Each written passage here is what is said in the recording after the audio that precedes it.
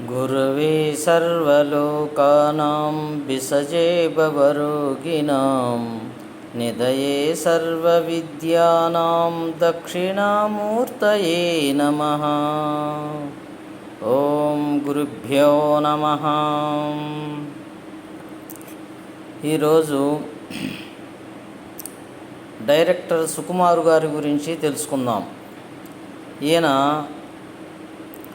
11/1/1970లో జన్మించున్నారు.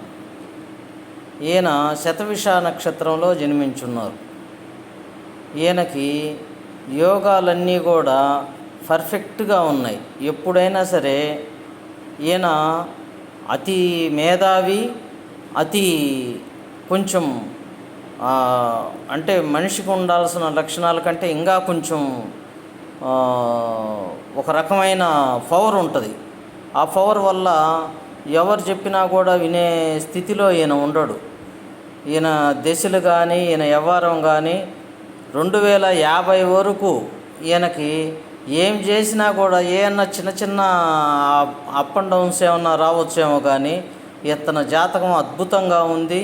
వీళ్ళ తండ్రి బృహస్పతిని చూస్తున్నాడు.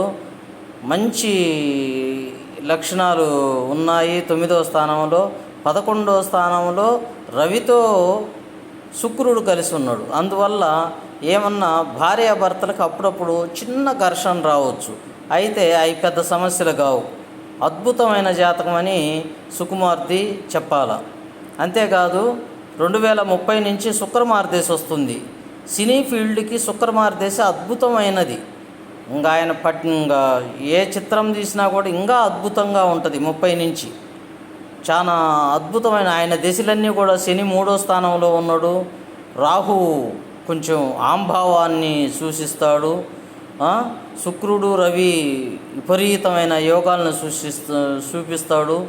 గురువు మంచి యోగాన్ని చూపిస్తాడు. ఒక కుజ గ్రహం ఎప్పుడైనా సరే ఇతనికి కుజగ్రహం వల్ల కొంచెం ఇబ్బంది జరగవచ్చు. ఆ ఇబ్బంది ఏంటంటే ఆ కుజగ్రహం ఈయనకు శత్రువు. ఈ శత్రువు కాబట్టి కొంచెం జాగ్రత్తగా, కొన్ని విషయాలలో జాగ్రత్తగా ఉండాలి. అద్భుతమైన జాతకం సుకుమార్ జాతకం మటుకు చాలా అద్భుతమైన జాతకం. ఆయన దశలన్నీ కూడా రాహువు దశ నుంచి, రాహువు శతవిష నక్షత్రం 100 ముఖములు గల నక్షత్రం, అంటే అంత తెలివైన నక్షత్రం అని ఆ నక్షత్రానికి పేరు. శని 3వ స్థానం అద్భుతంగా ఉంది. రవి 11వ స్థానం, శుక్రుడు 11వ స్థానం. అంటే శుక్రుడు 11వ స్థానం రాహు నక్షత్రానికి విపరీతమైన యోగాలను ఇస్తాడు. గురువు 9వ స్థానం. గురు బుద్ధి కూడా బాగానే ఉంటుంది. ఎప్పుడన్నా చిన్న అహంకారం వస్తే దాన్ని జాగ్రత్తగా మేనేజ్మెంట్ చేసుకోవాలి. ఆయన మంచి దశలు, చాలా మంచిగా ఉంది. పర్ఫెక్ట్గా ఉంది నా జాతకం.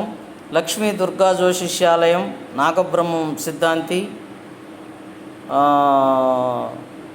లైక్, షేరు, సబ్స్క్రైబ్ చేయండి. శుభం.